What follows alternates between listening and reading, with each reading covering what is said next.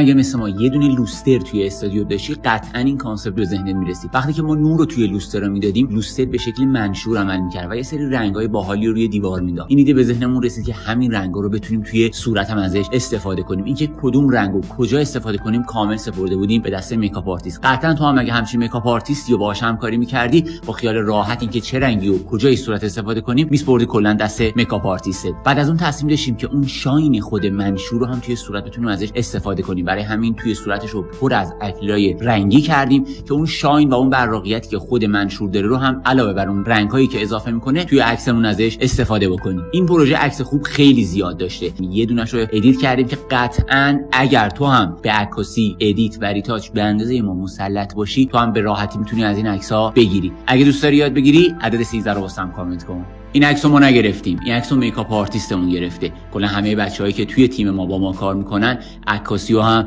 یاد میگیرن. کلا اصلا ما دور هم جمع میشیم که از همدیگه بتونیم چیز یاد بگیریم.